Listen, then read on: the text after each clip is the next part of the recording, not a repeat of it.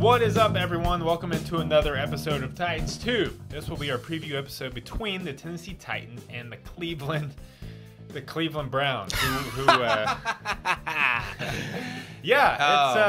man, sorry. That's just dissing on the Browns there. But, Sorry. And I shouldn't really be laughing because the Browns actually play us pretty well. We won by 2 points against them last year.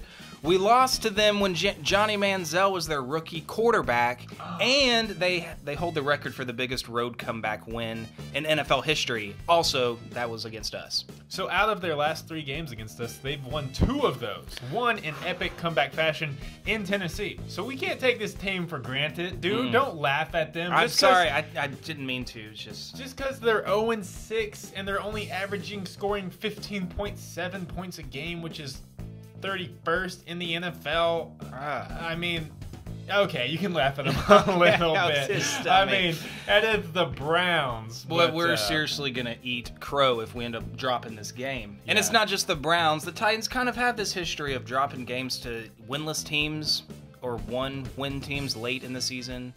Yes. Look at last year losing to the Jags when they had, 2 wins at that point? Yes. I mean, the Titans are notorious for losing to teams, especially way later in the year when teams are like 0-12, 0-14, and losing to those teams. So a Cleveland Browns team sitting at 0-6 should seem like a formidable task for the Titans this year. Well, let's start with a breakdown with Cleveland's passing offense versus our secondary. So, surprisingly, Cleveland is going back to DeShone Kizer, the rookie out of Notre Dame, as their starting quarterback this week, after previously starting Kevin Hogan when Kizer got benched. I'm a little disappointed. I was kind of hoping to see Kevin Hogan because in his last game he threw like 3 picks and looked awful. So they are going back to Kizer, as Hugh Jackson said. But Kizer himself has thrown 9 interceptions already this season. I mean, I don't know if that's him or the scheme, or him literally having nobody better to throw to than the defenders on the field. I think that's actually the case, because if you look at some of their receiving statistics so far, let's go down. Their leading receiver is a running back, Duke Johnson. Their backup running back. Their backup running back is their leading receiver right now. Next up are guys that I haven't heard their names of. I haven't heard their names. Let's read them here. Ricardo Lewis, he's got 18 receptions. Seth DeValve. Do you know of Seth DeValve? Because he's 3rd with 14 catches. Rashard Higgins. Ooh, what about Rashard Higgins? He has the same first name as Rashard Matthews. No, that's Rashard. Rashard is Rishard. Yes, correct. And then finally, we get to a name that we have heard of and that Titans fans know very well, Mr. Kenny Britt, who is well down the line with 8 receptions on the year. And then next up is their rookie, supposed to be pretty good, first-round pick, David Njoku after that. So they are not having a good year at all. It looks like Kizer has no one to throw it to. Does anything about this Cleveland Browns passing attack scare you? They are 23rd in the NFL with 211 passing yards a game, but they can't put up points with those passing yards, as we already saw. They keep throwing So does anything scare you about this? Does anything worry you about the matchups between their passing offense and our secondary? I think Jayon Brown will have to step up again because I think their strength, it looks like to me what their strength in their passing game is with the tight ends and the running backs. And if Duke Johnson Jr., I mean, not to downplay him as a player because he's actually a pretty good player, but it's just kind of funny that he's leading their entire team in receiving. He's a very capable receiving threat out of the backfield. So I think Jayon Brown or whoever putting a safety on him or whatever the game plan is, we definitely have to look out for him, and I think that is their biggest threat in the passing game, probably. If running backs and tight ends. If a backup running back is the team's biggot threat, I would say we have the advantage, which is surprising because in our recent preview episodes, we have not been treating the Titans secondary kindly in this category, but they actually played pretty well Monday night against the Colts. I mean, Adoree Jackson and Logan Ryan had their best game of the year by far. Logan Ryan only allowing 1 catch, Adoree only allowing 2. I don't see any reason why that's not going to continue against this kind of debilitated passing offense with the Browns. You know, T.Y. Hilton, 1 catch. Like, the Browns don't have near a receiver as capable and skilled as T.Y. Hilton. And if we can do something to shut down T.Y. Hilton, I like our chances against their passing game. And I would go on to say, as of right now, Jacoby Brissett is a much better quarterback than Deshaun Kaiser as well. So I'm going to give the Titans the advantage in this category. Yeah, personnel, everything. Personnel, in the personnel department. And the personalities. Our personalities way outweigh the Browns. Moving on to the Titans passing game versus the Cleveland Browns secondary. Yes. I mean, well, yeah, sorry to interrupt, but I mean, if you saw what Marcus was able to do on Monday night, Eric Decker coming around, Taywan Taylor making a big play, Rashard Matthews still consistent. I think Delaney Walker will get more involved in this game. I know we got him involved early against the Colts, but our passing offense was clicking, especially in the second half against the Colts. So I would easily say it was their best game of the year.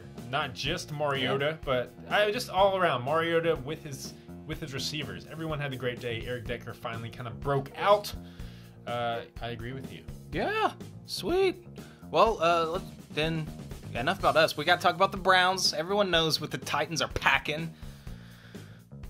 The Heat, the Browns defense. As we all know, I mean, hey, lo and behold, Jason McCourty, beloved longtime Titan, is now having like the best season, one of his best seasons of his career already. Yeah, He's seriously. got 3 interceptions, 1 being returned for a pick 6. I believe I saw 2 forced fumbles. Yes, he's got 2 forced fumbles already this year and 9 passes defensed. So he's lighting it up. Poor Jason McCourty just knows how to ball out for terrible teams, apparently. I love seeing Jason McCourty have success.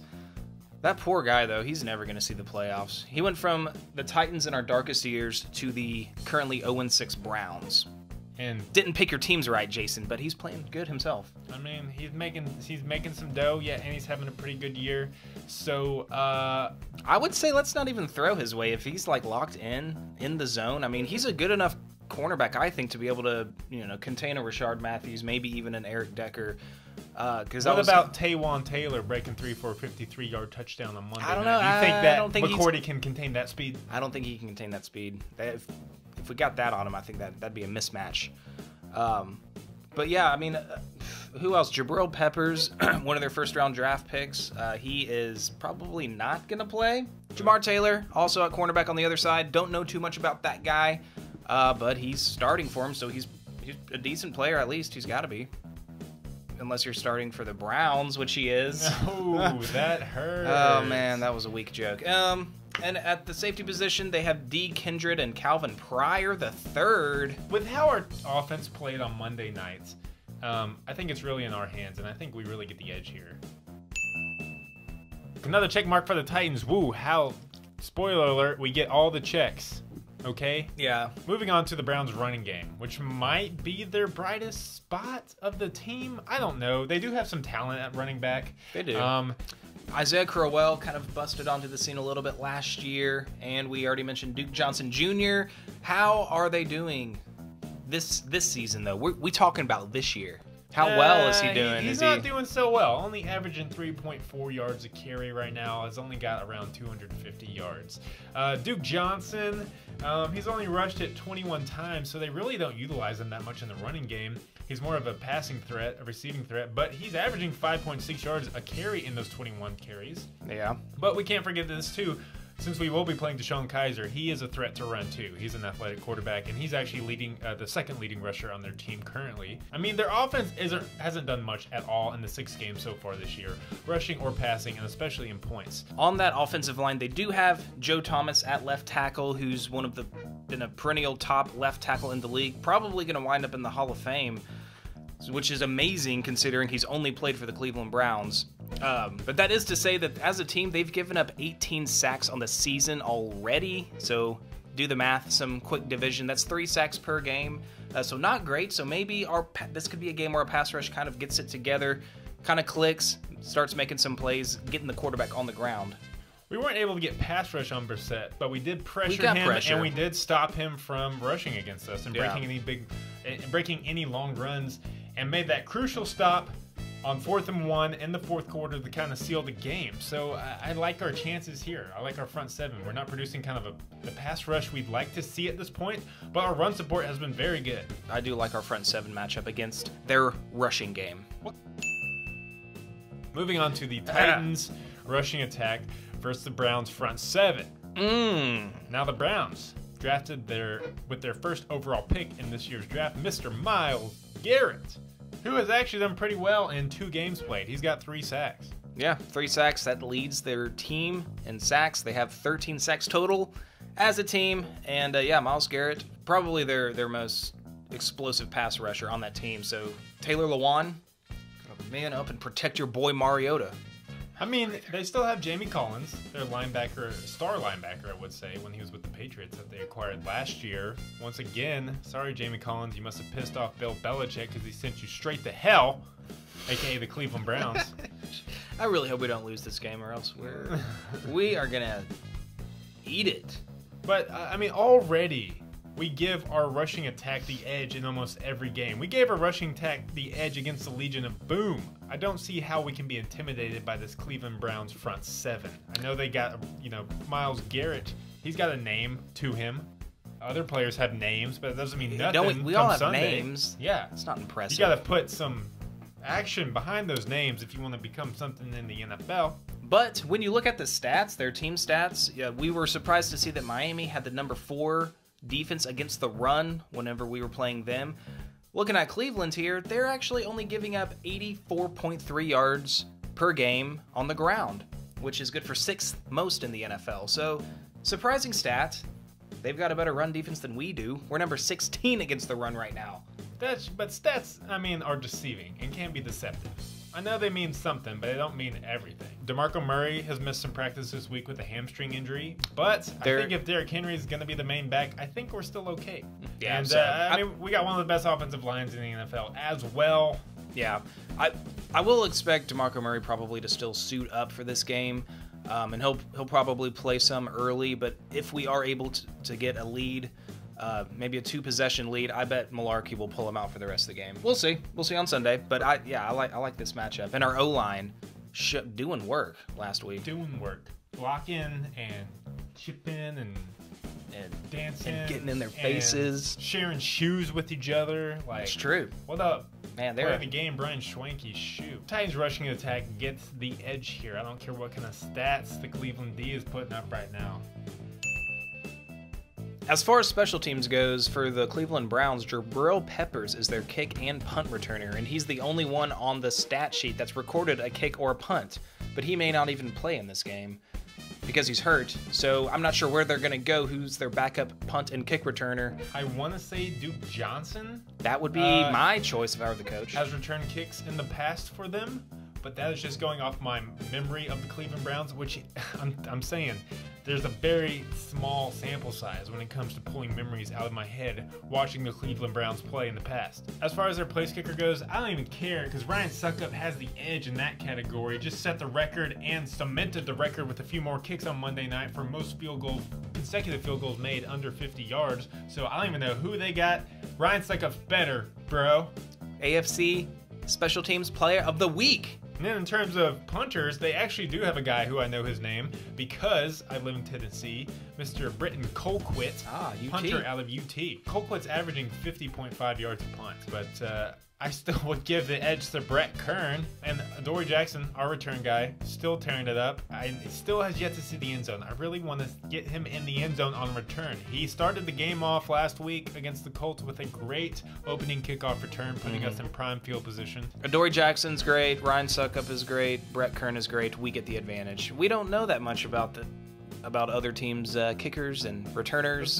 The plays that affect special teams are stuff you can't really break down pre-game. It's like fumbles or a big kick return out of nowhere or some kind of muffed punt. Yeah, that you can't predict. We don't watch the tape and well, this coverage unit blew this assignment on this gap, so that's why this crease was open. So they're struggling in the special teams department. Yeah, we can't go that in depth. Yeah, we've got lives, people. Yes. Anyways, Titans get the edge once again.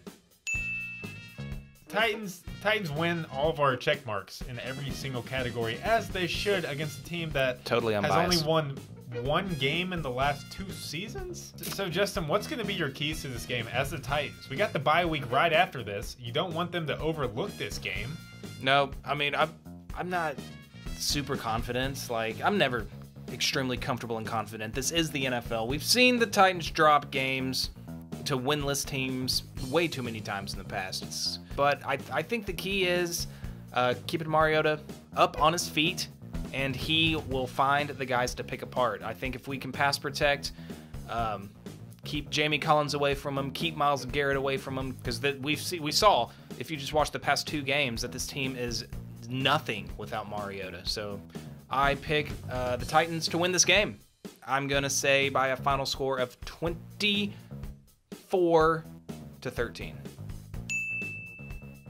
Caleb, what is your key, and what is your score prediction? My key might be pretty lame because honestly, it's indicative, or it goes for any game in the NFL. But I think especially against the Browns here, we can't have any self-inflicted wounds. We got to play a clean game. We can't start getting a bunch of penalties, and definitely can't turn the ball over. If there's one thing that keeps bad teams around, it's turning the ball over, making dumb mistakes, making dumb penalties to get us out of scoring range. And I've seen the Titans do that plenty of times. So I think we got to take care of the ball and play a clean game, and I think we should be able to handle this team easily. I'm really hoping that the Titans aren't starting to look too far ahead into that bye week to get some rest. We got to take care of business in Cleveland. Think about it. We beat Cleveland. We go into the bye week over 500. Yeah. Tied for first in I will AFC take... South.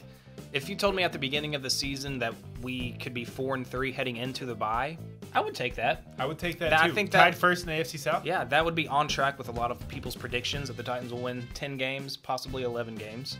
No surprise here. I'm choosing the Titans to win on the road. I think our defense is going to have another good game against Deshaun Kaiser. We've kind of been playing well against these really bad offenses and quarterbacks and receiving corps. So once again, Cleveland is nothing to be scared of. I'm looking for another great game out of the defense. I think we're going to take this one 30-17. Titans, 30-17. That's right. What you got for me next? Moving on to Madden Challenge. Yeah, if you're wondering about last week, the game was played. Should we tell them if we won or lost? We actually lost. Yeah. Wait, we lost, right? Yeah, we definitely lost. It was like 25-13 or 14. I don't remember. It came down to the fourth quarter, and we ended up making a costly turnover. What's new? Pick 6, and that sealed the deal. But we weren't able to have the time to get around to putting that up on YouTube. So sorry, you'll just have to take our word for it. Yeah. Sorry, guys. Life gets crazy sometimes. We let you down last week, so our bad. But I mean, we do this for free. Why don't you guys give us some money, and we can, have more time to not work at other jobs and work only for Titans Tube. Yes, give us money so that we can play more video games and then make more videos. Duh. Yeah, it's pretty simple, people. Yes. Anyways, yeah, we're gonna make it up this week by having the game of our lives against the Cleveland Browns virtually. And since we lost last week against the Colts in Madden, we beat the Colts in real life, so that makes us 3-3 in Madden, and the Titans are also 3-3 on the season. The games have haven't been accurately lining up, but the records have been perfect. So Madden, in his own weird ways, it's weird how Madden gods work sometimes. He works in mysterious ways. Let's go. Bah! Madden Challenge. Push, push, push, push, push, push, shot.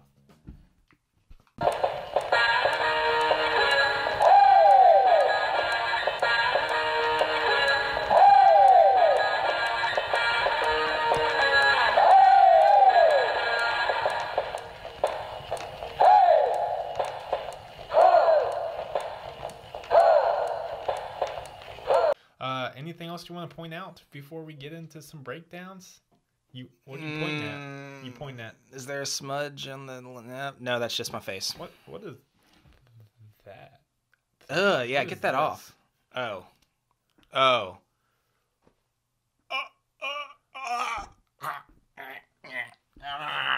Yeah. Drink that. Are you drinking coffee, man? It's like 7:34 p.m. Central Standard Time in the Western Hemisphere. I haven't slept in days. Let me start all that over. Please. Okay. Well, that was interesting.